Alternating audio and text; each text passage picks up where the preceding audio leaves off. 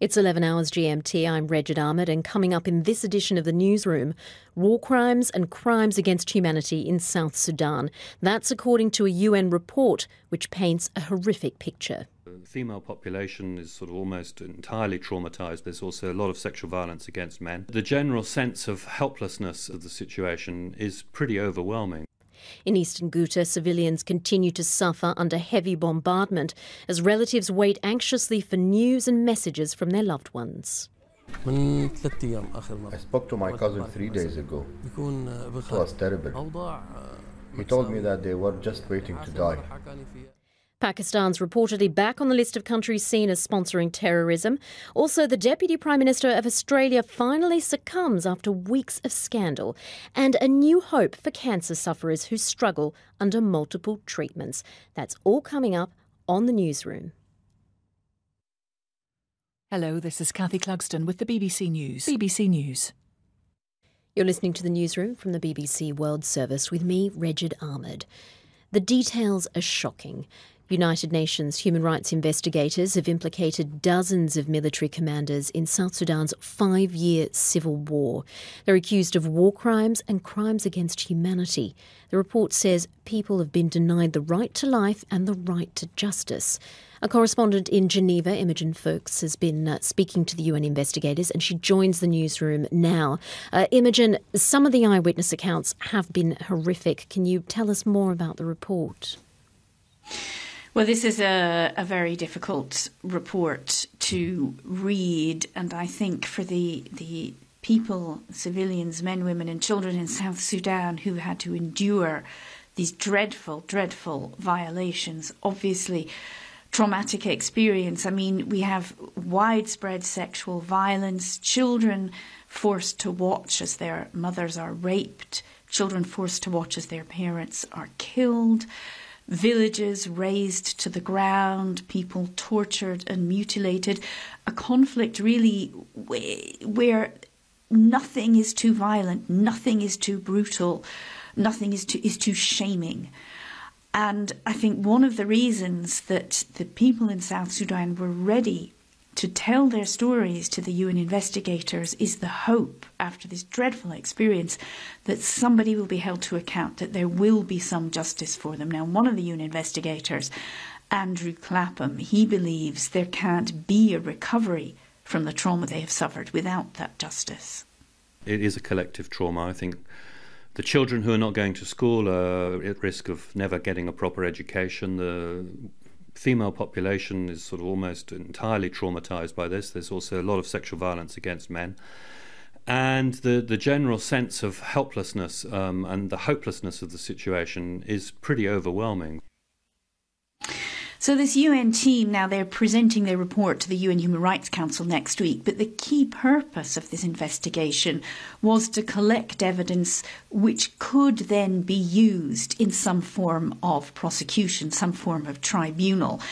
And the evidence in there, although no names are named, is very, very strong. Now, the report has narrowed down specific people who might be responsible. How have they done that, and is there a chance that they might be held accountable?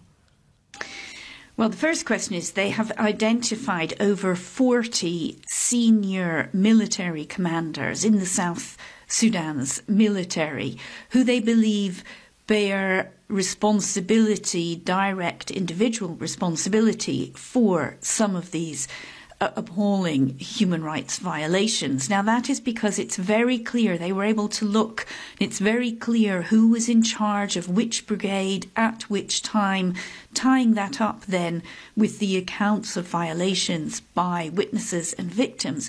They can say, well, this general, this brigadier, this colonel, this lieutenant was in charge at the time.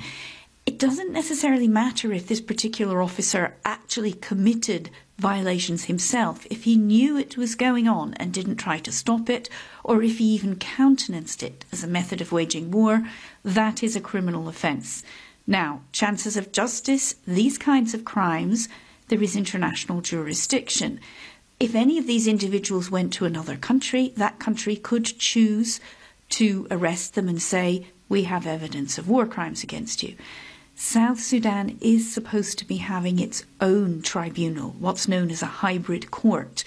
Now, the evidence the UN has collected is aimed at that hybrid court. Unfortunately, the court is not in existence yet. It needs to be approved by South Sudan's parliament, and that process seems to be going very slowly, suspiciously slowly, some human rights groups would say. And briefly, any response from the government in South Sudan?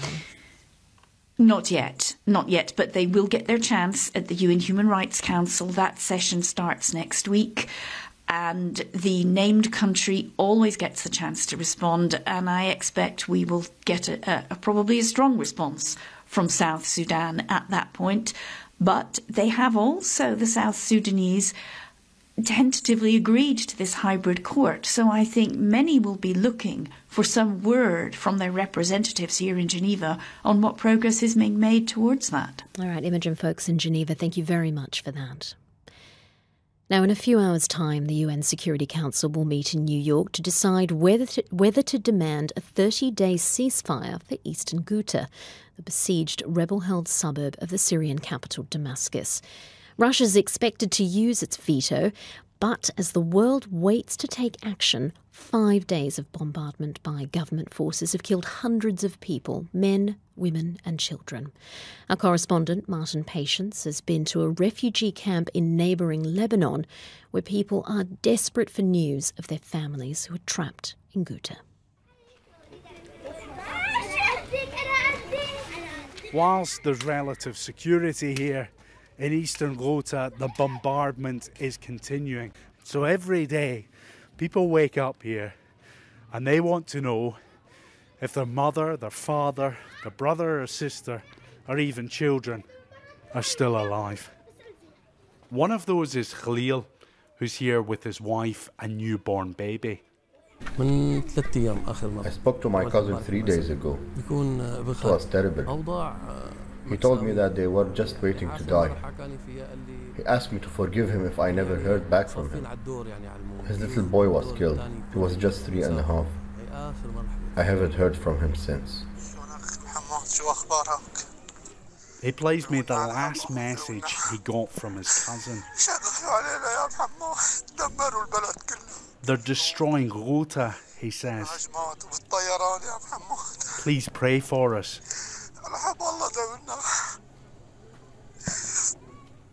How do you cope with that? We spent all day trying to reach people in Ghouta. We can't describe how terrible the situation is. One of my friends is a volunteer in the Civil Defense Force, the White Helmets. I managed to reach him 2 days ago. He told me that his center has been bombed and is now out of action. He told me that they had run out of space to treat the wounded, and they had even run out of shrouds to put the bodies in. Maha's mother and sister are both still in the besieged area. She tries to get through to them every couple of days. They are sitting in the basement. They don't have connection all the time. They just come up for a bit, send messages, check, and then go down. They're in the basement all the time. 3 days, the last 3 days in a row, all the time in the basement. They come up when they think it's calm. They prepare some food, gather what they need. They put the phones on the windows so maybe it can connect. And while they're finishing preparing food, and then they grab the phones again and go back to the basement. Another refugee, called Samar, has a haunted look in his eyes. He tells me he's lost all contact with his mother and his brothers and sisters. عم تجرب تتصل فيهم على شي رقم؟ A month ago I tried. It gives me out of service. The number is out of service. It's quite distressing. What can I say? What can I say? May God help us. That report from Martin Patience. Now, cancer patients around the world often have to suffer through multiple painful treatments without knowing whether it's doing them any good. But now researchers might be able to predict how people will respond to therapy by growing miniature versions of their tumour in a laboratory. They say the groundbreaking work published in the journal Science could lead to smarter, kinder and more effective treatments. Here's our health and science correspondent, James Gallagher. Researchers are trying to eliminate trial and error from cancer treatment. This study was on 71 patients with advanced colorectal cancer. A biopsy was taken and used to grow miniature, three-dimensional cancerous organs in the lab. Each organoid was treated with the same drug as the patient in the clinic. If the drug worked in the organoids, it worked 88% of the time in the patient. If the drug failed in the organoids, it always failed in the patient. The researchers at the Institute of Cancer Research and the Royal Marsden Hospital say the approach could eventually spare patients the brutal side effects of drugs that will not work. Mini tumours could also be a powerful new way of testing cancer drugs before they go into clinical trials and for understanding the biology of why cancers can resist treatment. Now, Kathy has some headlines for us. UN investigators have accused senior military commanders in South Sudan of carrying out war crimes and crimes against humanity. The Chinese authorities have taken control of a high-profile financial firm, Anbang, accusing its former boss of fraud. And another competitor from Russia at the Winter Olympics has failed a doping test, the second of the Games. The United States is set to announce its largest package of sanctions yet against North Korea, just as South Korea prepares for more talks with officials from Pyongyang. Seoul is also welcoming the US president's daughter, Ivanka Trump.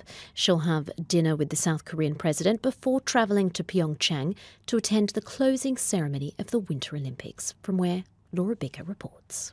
Once again, the Winter Olympics in South Korea has become the scene of a geopolitical drama. Ivanka Trump, the US president's daughter, has arrived to attend the closing ceremony of the Winter Games, just as her father's administration looks set to announce its toughest sanctions yet against North Korea. The Olympics in Pyeongchang had created a détente between the two Koreas, as athletes from both countries competed under the same flag. Kim Jong-un had also invited the South Korean President Moon Jae-in to visit Pyongyang. There's the prospect that Ivanka Trump could come face-to-face with one of the highest-ranking generals in North Korea during her visit. Kim Yong-chol is the former head of the Reconnaissance Bureau, which is accused of masterminding several deadly attacks against South Koreans. He'll arrive on Sunday. Currently, there are no official plans for the two to meet. Much of the debate in the US following last week's school shooting in Florida has focused on how to improve security for pupils. Now it's emerged an armed officer was assigned to the school but failed to intervene as a former student killed 17 people. The Broward County Sheriff, Scott Israel, says Deputy Scott Peterson got to the building in 90 seconds but then just stood outside. Scott Peterson was absolutely on campus through this entire event. He was armed, he was in uniform. But what I saw was a deputy arrive at the west side of Building 12, take up a position, and he never went in. Deputy Peterson was suspended and has now resigned. President Trump had suggested arming teachers could prevent future school shootings, but as our North America correspondent Peter Bowes explains, this development might change the debate. Well, this really puts the whole debate into a new perspective, doesn't it? And a lot of people are responding to the fact that, as you said, he was an armed guard. In fact, his responsibility as a school resource officer was to take care of school safety and crime prevention. He was the kind of character that certainly Donald Trump has been talking about, someone, a professional in the school setting to protect children should there be a shooter in the building. And we know that he was there, that he went to the building where the shooting was happening. According to the surveillance video, he was seen outside for some 4 minutes, and according to the sheriff, clearly was aware that there was something happening inside. The shooting itself actually lasted for about 6 minutes, but as we now know, he didn't go inside. The sheriff was asked what should he have done if he'd gone inside. He should have gone in, he should have confronted the gunman and killed him. We haven't heard from the sheriff's deputy himself. He hasn't responded to the many questions, simply why didn't he go inside. So we await really that sort of response. He was armed, and that is not uncommon for that particular role. Around the country, many schools have people in that position from the local police force. But as to why he didn't presumably do his job, which would have been to go in and to protect children, to confront any form of attack or a shooter, as it's often described as, it just isn't known yet. The BBC understands that Pakistan has been placed on an international watch list of countries that finance terrorism. It's thought a motion was passed at a meeting in Paris of what's called the Financial Action Task Force. The United States has repeatedly accused Pakistan of not doing enough to tackle militants operating in the country. Well, with us is our Southeast Asia editor, Ambarasan Etirajan. Ambarasan, do we know why Pakistan was placed on this list potentially and what it means for them? The whole exercise is seen as part of the American strategy to put pressure on Pakistan to cut its alleged links with various militant groups which are creating chaos in neighbouring Afghanistan by attacking international forces and Afghan targets.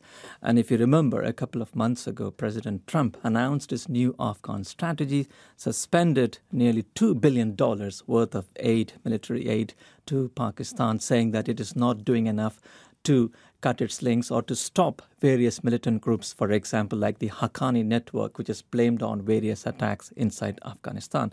Now, this is the next step. So what it means, basically, the international institutions and banks will be very, very skeptical, will be very, very careful in dealing with Pakistan, investing in Pakistan. You know, in the international financial market, the businesses, they have to borrow money from various banks and other institutions if they want to go and invest in Pakistan. So they will be a bit hesitant before getting into Pakistan. The other aspect is it might also take a knock on Pakistan's exports, because these companies also borrow money from various agencies from outside the country.